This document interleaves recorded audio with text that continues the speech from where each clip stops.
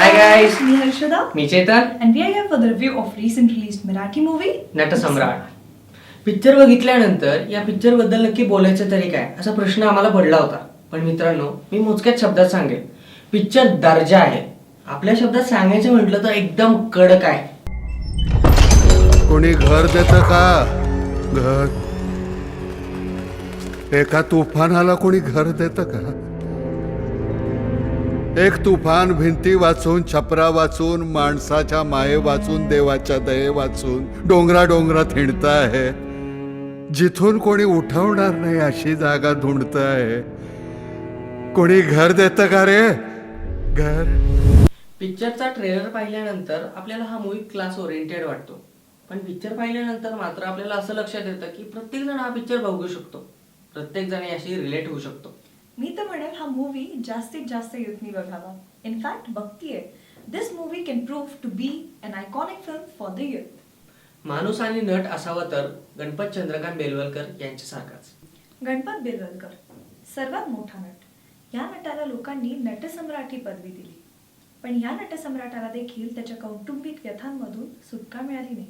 एक नट, एक आर्टिस्ट पडद्यावर लोकांचे भरपूर मनोरंजन करतो, पण पडद्यामागील त्याच्या आयुष्याचा मात्र कोणीच विचार करत नाही. तो नट आपल्यातलाच आहे, आपल्यासारखाच आहे हे दाखवणारी फिल्म म्हणजे नटसम्राट. दूर व्हा सगळं निरर्थक आहे. जो आपल्या जागी ठामपणे उभा आहे तो मी आहे, जुलियस सीझर. मी आहे प्रतापराव, मी ऑथेल्लो, सुधाकर आणि हॅम्लेट, आणि मी आहे गणपत रामचंद्र बेलवलकर नटसम्राट.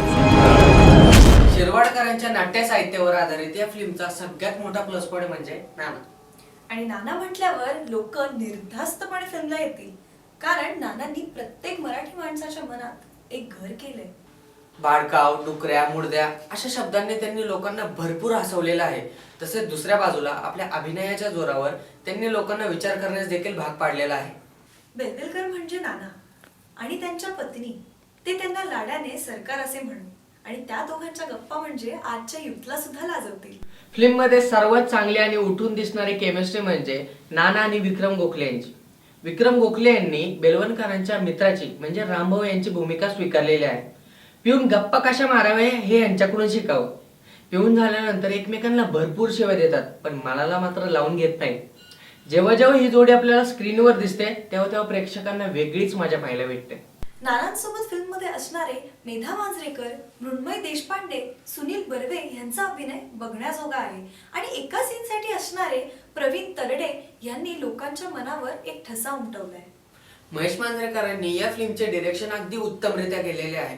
बेलवलकरांच्या आयुष्यातील छोटे छोटे प्रसंग त्यांनी अशा प्रकारे वेचले आहेत की ते लोकांना आपलेशी वाटतात. फिल्मची कथा किती जरी जुनी असली तरी ती कुठल्याही पद्धतीने जुनी वाटत नाही. And the reason is costume, cinematography and art design. आवर्जून बोलावं वाटेल ते म्हणजे डायलॉग्स. एकच नंबर. डायलॉग्सवर खूप काम केलेलं दिसतं.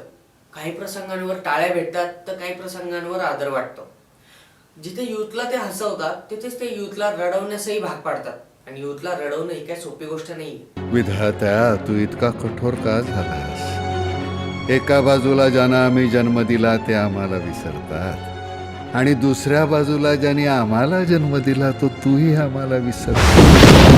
मग विस्कटलेल्या हाडांचे हे सापळे घेऊन ये करुणाकरा. आम्ही थेरड्याने कोणाच्या पायावर डोकं आदळायचं रे? मी रागवायचं नाही. नाही, रागावून काय फायदा आहे? आणि रडणार सुद्धा नाही. माझ्या डोळ्यात अश्व जमा व्हायला लागली ना तर खिळे मारून खाचा करून टाकीन, पण या आळई समोर मी रडणार नाही. बघायला गेलं तर फिल्म मध्ये नेगेटिव्ह पॉइंट असं काही नाहीये. पण फिल्मचे ट्रेलर बघून असं वाटतं की ही फिल्म एखाद्या वृद्ध माणसावर आहे. त्यामुळे 18 ते 20 वर्षाच्या तरुणांमध्ये प्रश्न पडू शकतो की ही फिल्म बघायची की नाही. या फिल्मच्या डायलॉग्स मध्ये काही शुद्ध मराठी शब्द वापरले गेलेले आहेत. त्यामुळे हे समजण्यासाठी युथला थोडासा प्रॉब्लेम येऊ शकतो. अशी 2016च्या पहिल्या दिवशी रिलीज झालेली आणि 2016च्या भारतीय सिनेमाच्या इतिहासात स्वतःचं नाव कोरणारी फिल्म म्हणजे नटसम्राट. मित्रांनो, एक सांगतो, आपण 100 रुपये कुठेही उडवतो, कुठेही वेस्ट करतो. तेच पैसे जर आपण या पिक्चर बघण्यामध्ये जर इन्व्हेस्ट केले तर यातून आपण नक्कीच काही ना काहीतरी शिकू. सूर म्हणतो साथ दे, दिवा म्हणतो वाद दे, उन्हामधल्या म्हाताऱ्याला फक्त तुझा हात दे.